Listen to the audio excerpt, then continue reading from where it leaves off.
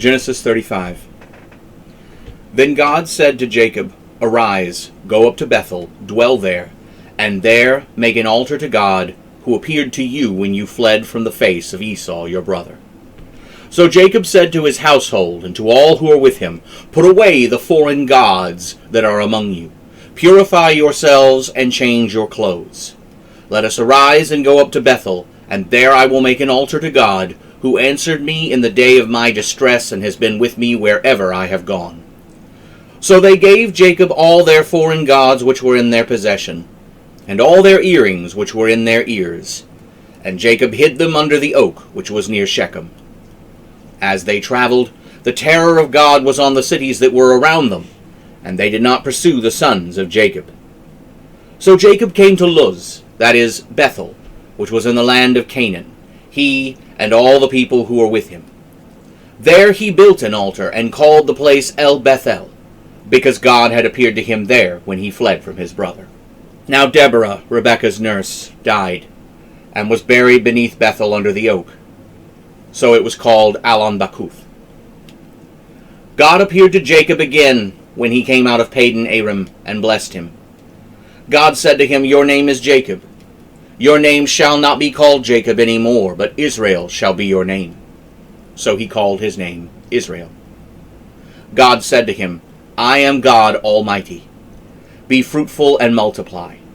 A nation and a company of nations will come from you, and kings shall come forth from you. The land that I gave Abraham and Isaac I will give to you, and to your descendants after you I will give the land. Then God went up from him in the place where he had spoken with him. Jacob set up a pillar in the place where he had spoken with him, a pillar of stone, and he poured out a drink offering on it, and he poured oil on it too. So Jacob called the name of the place where God had spoken with him, Bethel. They journeyed from Bethel, and when they were still some distance from Ephrath, Rachel went into labor, and she had a difficult labor. When she was in hard labor, the midwife said to her, Do not fear, you will have this son also. As her soul was departing, for she died, she called his name Benoni, but his father called him Benjamin. Rachel died and was buried on the way to Ephrath, which is Bethlehem. Jacob set a pillar on her grave. It is the pillar of Rachel's grave to this day. Israel journeyed and pitched his tent beyond the tower of Eder. When Israel lived in that land, Reuben went and lay with Bilhah, his father's concubine, and Israel heard about it. Now the sons of Jacob were 12. The sons of Leah were Reuben, Jacob's firstborn, and Simeon and Levi and Judah and Issachar and Zebulun. The sons of Rachel were Joseph and Benjamin.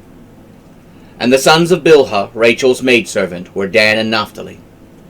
And the sons of Zilpah, Leah's maidservant, were Gad and Asher. These are the sons of Jacob, which were born to him in Padan Aram. Jacob came back to Isaac his father in Mamre of Kiriath Arba, which is Hebron, where Abraham and Isaac had sojourned. Now the days of Isaac were 180 years. And Isaac breathed his last and died and was gathered to his people, being old and full of days. And his sons Esau and Jacob buried him.